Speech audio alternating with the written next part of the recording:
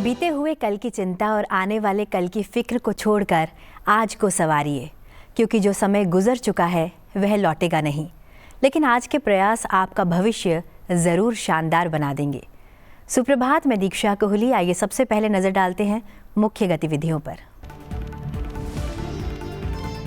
भाषाएं केवल बातचीत का माध्यम नहीं है, बल्कि सभ्यता और संस्कृति की आत्मा भी है, बोले प्रधानमंत्री नरेंद्र मोदी। नई दिल्ली में अंतर्राष्ट्रीय अभिधम्म दिवस कार्यक्रम को संबोधित करते हुए प्रधानमंत्री ने भगवान बुद्ध की शिक्षाओं का किया उल्लेख। दुनिया से की अपील, समस्याओं का समाधान युद्ध में ढूंढने की बजाय भगवान बुद्ध की शिक्षाओं में ढूंढें, जो शांति का मार्ग करती है प्रशस्त। 3 अफ्रीकी देशों की यात्रा के तीसरे और अंतिम चरण में मलावी पहुंची राष्ट्रपति द्रौपदी मुर्मू। भारत मलावी व्यापार बैठक को किया संबोधित। कहा, कृषि, खनन, ऊर्जा, पर्यटन जैसे क्षेत्रों में भारत मलावी सहयोग को बढ़ाने की अपार संभावनाएं। राष्ट्रपति मुर्मू ने मलावी में भारतीय समुदाय को दोनों देशों के बीच लिविंग लिंक बताया।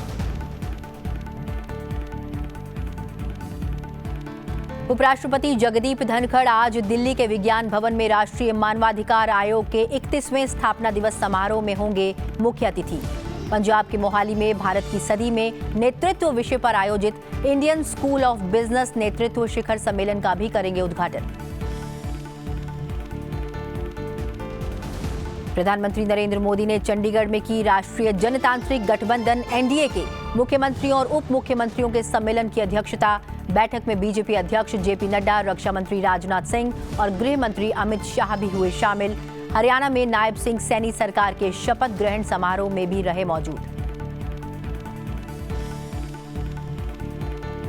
भारत के प्रधान न्यायाधीश डीवाई चंद्रचूड़ ने अपने उत्तराधिकारी की नियुक्ति की प्रक्रिया की आरंभ। सर्वोच्च न्यायालय में अपने बाद वरिष्ठतम न्यायाधीश न्यायमूर्ति संजीव खन्ना के नाम की केंद्र से की सिफारिश।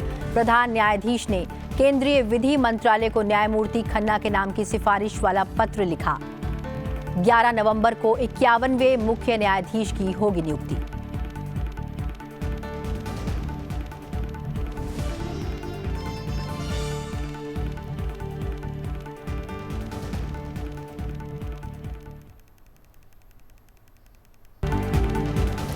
भाषाएं केवल बातचीत का माध्यम नहीं है, बल्कि सभ्यता और संस्कृति की आत्मा भी है। प्रधानमंत्री नरेंद्र मोदी ने नई दिल्ली में अंतर्राष्ट्रीय अभिधम्म दिवस कार्यक्रम को संबोधित करते हुए ये बात कही। आइए देखते हैं एक विशेष रिपोर्ट।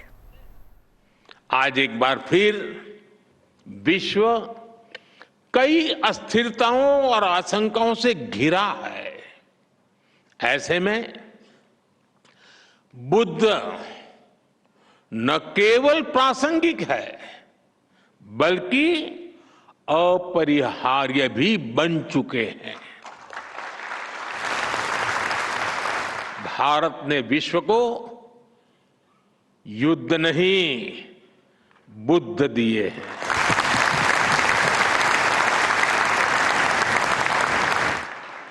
और आज मैं बड़े विश्वास से कहता हूं, पूरे विश्व को युद्ध में नहीं, बुद्ध में ही समाधान मिलेंगे।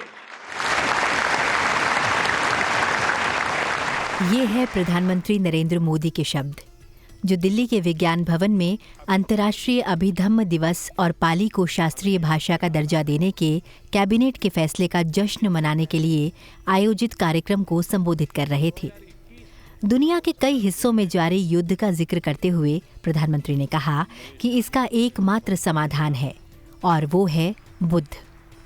भगवान बुद्ध की शिक्षाएं न केवल प्रासंगिक हैं, बल्कि आवश्यक भी हैं। शांति का मार्ग प्रशस्त करने के लिए विश्व को इनसे सीख लेनी चाहिए। बौद्ध भिक्षुओं को संबोधित करते हुए प्रधानमंत्री ने भगवान बुद्ध से अपने जुड़ाव पर बातचीत की। साथ ही उन्होंने सरकार के पाली भाषा को शास्त्रीय भाषा का दर्जा देने और भारत के अपनी संस्कृति और सभ्यता को नए सिरे से पेश करने की बात कही। प्रधानमंत्री ने कहा कि करुणा और सद्भावना से ही हम दुनिया को और बेहतर बना सकते हैं। पिछले 10 वर्षों में भारत के ऐतिहासिक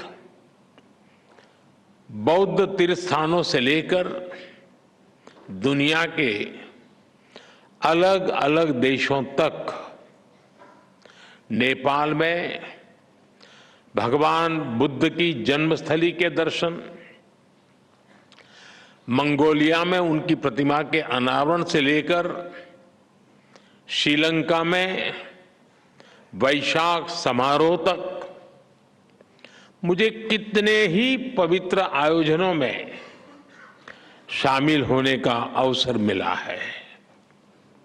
मैं मानता हूं, संघ और साधकों का ये संग, ये भगवान बुद्ध की कृपा का ही परिणाम है। प्रधानमंत्री ने कहा कि पाली भाषा को शास्त्रीय भाषा का दर्जा भगवान बुद्ध की महान विरासत का सम्मान है। उन्होंने कहा कि भाषा केवल संवाद का माध्यम भर नहीं होती। पाली भाषा को क्लासिकल लैंग्वेज का ये दर्जा, शास्त्रीय भाषा का ये दर्जा, पाली भाषा का ये सम्मान भगवान बुद्ध की महान विरासत का सम्मान है। आप सभी जानते हैं, अभिधम्म धम्म के निहित है। धम्म को, उसके मूल भाव को समझने के लिए पाली भाषा का ज्ञान आवश्यक है। धम्म यानी बुद्ध के संदेश, बुद्ध के सिद्धांत। धम्म यानी मानव के अस्तित्व से जुड़े सवालों का समाधान। धम्म यानी मानव मात्र के लिए शांति का मार्ग। धम्म यानी बुद्ध की सर्वकालिक शिक्षाएं, और धम्म यानी समूची मानवता के कल्याण का अटल आश्वासन।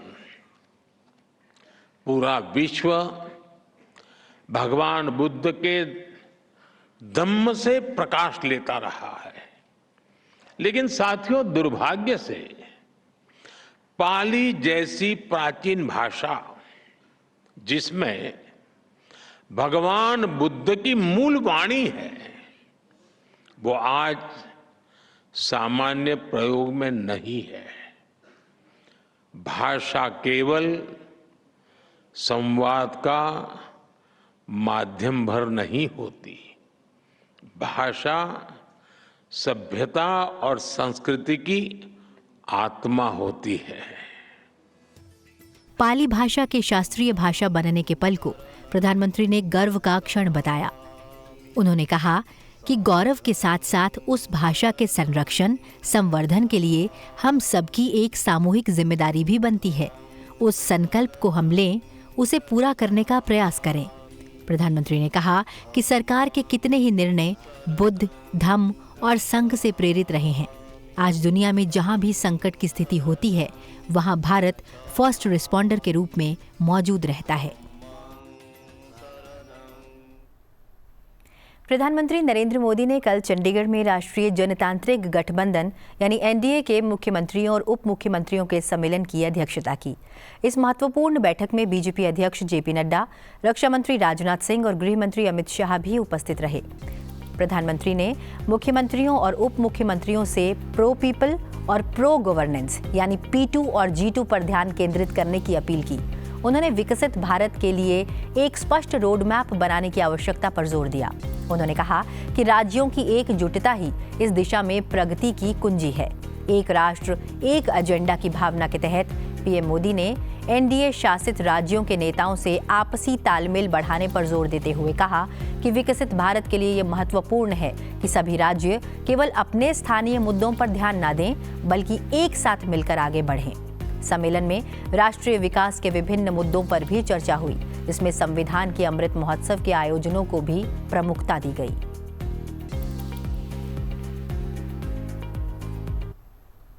राष्ट्रपति द्रौपदी मुर्मू ने कहा है कि भारत और मलावी के बीच सौहार्दपूर्ण और मैत्रीपूर्ण द्विपक्षीय संबंध हैं। मलावी के लिलोंगवे में भारत मलावी व्यापार सम्मेलन को संबोधित करते हुए राष्ट्रपति ने कहा कि भारत 1964 में मलावी की स्वतंत्रता के तुरंत बाद उसके साथ राजनयिक संबंध स्थापित करने वाले पहले देशों में से एक था। उन्होंने कहा कि दोनों देश सौहार्दपूर्ण और बहुत ही मजबूत आर्थिक संबंध साझा करते हैं।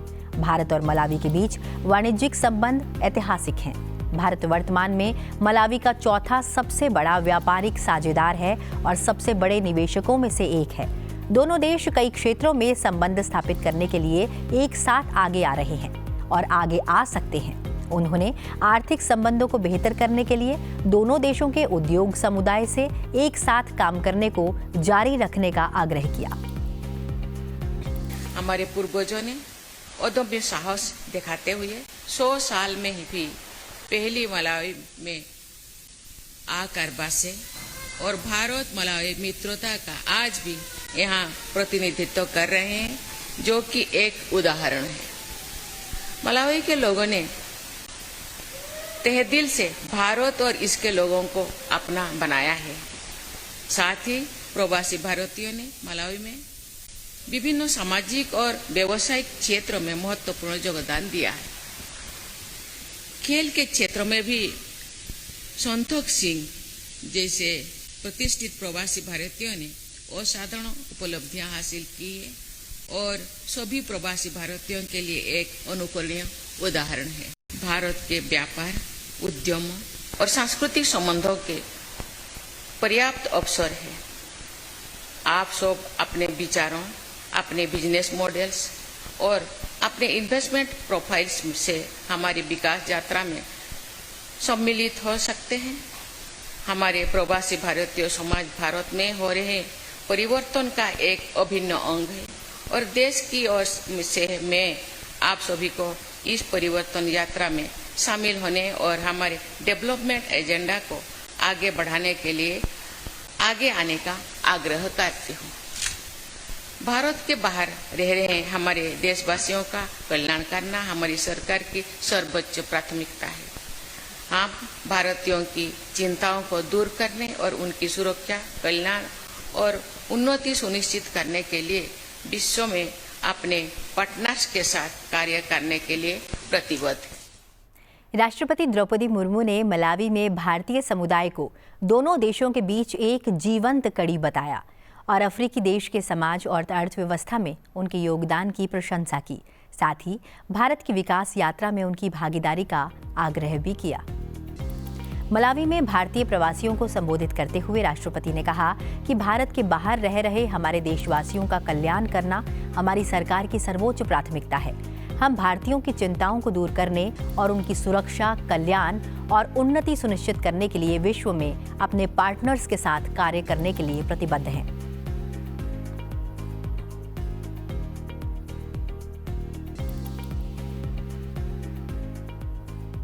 राष्ट्रपति 3 अफ्रीकी देशों की सप्ताह भर की यात्रा के अंतिम चरण में मलावी पहुंची।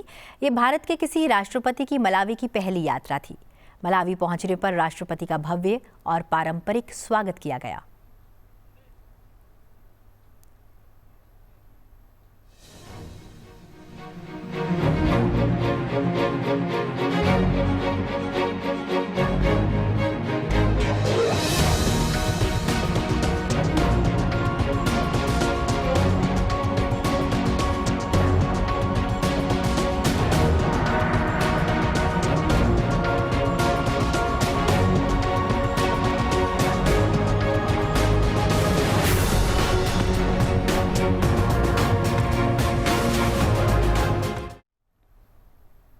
प्रधानमंत्री नरेंद्र मोदी 20 अक्टूबर को अपने संसदीय क्षेत्र वाराणसी में कई विकास परियोजनाओं का लोकार्पण और शिलान्यास करेंगे। प्रधानमंत्री नरेंद्र मोदी 20 अक्टूबर को वाराणसी में 6 घंटे प्रवास पर रहेंगे। इस दौरान प्रधानमंत्री वाराणसी सहित पूरे देश को दीपावली के पहले 3,254.03 करोड़ की परियोजनाओं की बड़ी सौगात भी देंगे।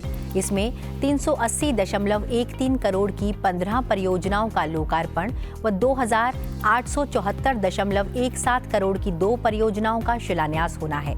इस दौरान प्रधानमंत्री बाबतपुर स्थित लाल बहादुर शास्त्री अंतर्राष्ट्रीय हवाई अड्डे का विस्तारीकरण, टर्मिनल भवन का निर्माण, 2,870 करोड़ कस्तूरबा गांधी विद्यालय, आरआरजी लाइन में शैक्षणिक ब्लॉक व गर्ल्स हॉस्टल का निर्माण, जिसके लिए 4.17 करोड़ की योजनाओं का तय मानदंड है।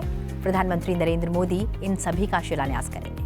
वाराणसी प्रवास में पीएम मोदी सिगरा खेल स्टेडियम में जनसभा को भी संबोधित करेंगे। राष्ट्रीय मानव अधिकार आयोग अपना 31वां स्थापना दिवस मना रहा है। इस अवसर पर उपराष्ट्रपति जगदीप धनखड़ समारोह के मुख्य अतिथि होंगे। आइए देखते हैं इससे जुड़ी एक विशेष रिपोर्ट।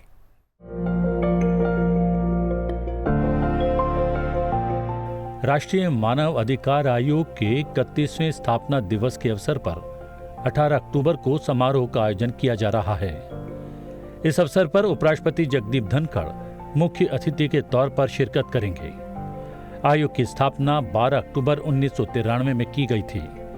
इससे पहले साल यानी 2022 में भी राष्ट्रीय मानव अधिकार आयोग के 29वें स्थापना दिवस के अवसर पर मुख्य अतिथि के रूप में उपराष्ट्रपति जगदीप धनखड़ ने समारोह को संबोधित करते हुए कहा था कि लोकतंत्र को सारमय बनाने के लिए मानव अधिकार सर्वश्रेष्ठ है।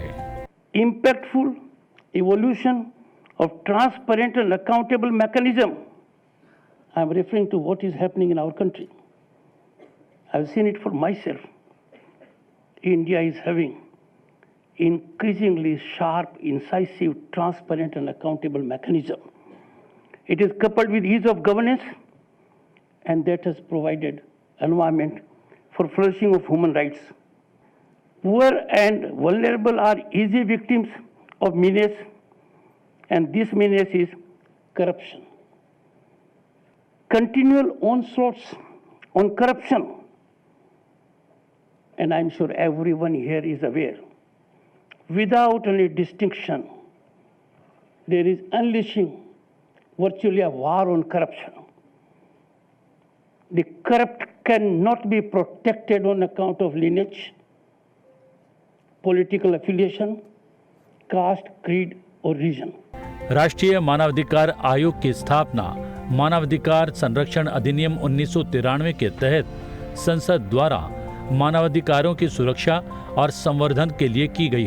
हमारी व्यवस्था उन संस्थाओं की आभारी है जो गरीबों, महिलाओं, बच्चों, पीड़ितों, वंचितों, आदिवासियों समेत हर देशवासी के अधिकार को संरक्षित करने के लिए प्रतिबद्ध है। साथियों, मानव अधिकार सिर्फ नारा नहीं होना चाहिए, ये संस्कार होना चाहिए। सस्टेनेबल डेवलपमेंट गोल्स हासिल करने के लिए आज सरकार जो भी प्रयास कर रही है उसमें एनएचआरसी की भूमिका बहुत महत्वपूर्ण।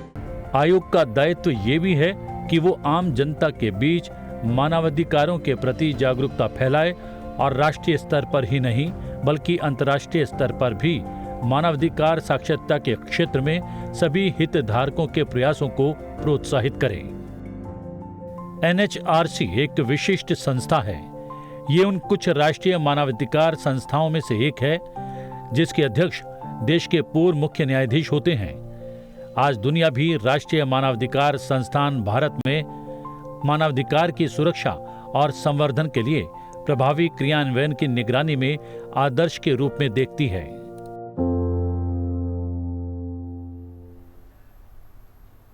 प्रधानमंत्री नरेंद्र मोदी हरियाणा के पंचकूला के शालीमार ग्राउंड में हुई नई सरकार के शपथ ग्रहण समारोह में शामिल हुए। हरियाणा में लगातार तीसरी बार बीजेपी की सरकार बनने के साथ साथ नायब सिंह सैनी ने कल दूसरी बार मुख्यमंत्री पद की शपथ ली। राज्यपाल बंडारू दत्तात्रेय ने उन्हें पद और गोपनीयता की शपथ दिलाई। अनिल विज समेत 13 विधायकों ने मंत्री पद की शपथ ली। इस दौरान प्रधानमंत्री के अलावा बीजेपी के बड़े नेता और मुख्यमंत्री भी शामिल हुए। भारत के मुख्य न्यायाधीश डीवाई चंद्रचूड़ ने औपचारिक रूप से अपने उत्तराधिकारी के रूप में न्यायमूर्ति संजीव खन्ना का नाम प्रस्तावित किया है। केंद्र सरकार को भेजे गए पत्र में मुख्य न्यायाधीश चंद्रचूड़ ने बताया कि वे नवंबर 2024 में सेवानिवृत्त हो रहे हैं और उनके बाद न्यायमूर्ति खन्ना को देश के 51वें मुख्य न्यायाधीश के रूप में नियुक्त किया जाना चाहिए। अब यह प्रस्ताव केंद्र सरकार के पास है और सरकार से मंजूरी मिलने के बाद न्यायमूर्ति संजीव खन्ना की नियुक्ति को औपचारिक रूप से अधिसूचित किया जाएगा। इस नियुक्ति के साथ सुप्रीम कोर्ट में प्रशासनिक और न्यायिक नेतृत्व का नया अध्याय शुरू होगा। केंद्र सरकार से इस प्रस्ताव को मंजूरी मिलने के बाद न्यायमूर्ति खन्ना 11 नवंबर 2024 को भारत के मुख्य न्यायाधीश का पदभार ग्रहण करेंगे। हालांकि उनका कार्यकाल 6 महीने का होगा और 13 मई 2025 को उनकी सेवानिवृत्ति के साथ उनका कार्यकाल समाप्त होगा।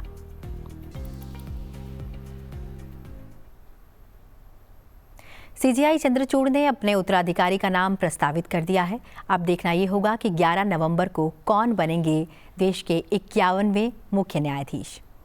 अखिल भारतीय आयुर्वेद संस्थान में आयुर्वेद पर वैश्विक सम्मेलन advancement of research and global opportunity for holistic Ayurveda आरोह 2024 का उद्घाटन किया जा रहा है और इसका आयोजन किया जा रहा है। ये 17 से 19 अक्टूबर तक चलेगा। 3 दिवसीय इस कार्यक्रम में 16 साइंटिफिक सेशंस, विभिन्न round table sessions, poster projections, पूर्ण अधिवेशन शामिल हैं। कार्यक्रम के पहले दिन भारत के मुख्य न्यायाधीश DY चंद्रचूड़ इसका उद्घाटन करेंगे। 3 दिन तक चलने वाले इस कार्यक्रम का मुख्य उद्देश्य आयुर्वेद को वैश्विक स्वास्थ्य और कल्याण के प्रमुख स्तंभ के रूप में स्थापित करना है। सम्मेलन को संबोधित करते हुए मुख्य न्यायाधीश ने चिकित्सा में आयुर्वेद के महत्व पर प्रकाश डाला। उन्होंने आशा व्यक्त की कि भविष्य में आयुर्वेद को केवल एक विकल्प के बजाय उपचार की एक वैध पद्धति के रूप में मान्यता दी जाएगी। जिनेवा में अंतर संसदीय संघ की 149वीं असेंबली का आयोजन हुआ। लोकसभा अध्यक्ष ओम बिरला ने इस दौरान भारतीय समुदाय के संसदीय प्रतिनिधिमंडल का नेतृत्व किया। चलते चलते आपको छोड़े जाते हैं इस आयोजन की कुछ झलकियों के साथ। फिलहाल मुझे दीजिए इजाजत और आप देखते रहिए सनसेट टीवी। नमस्कार।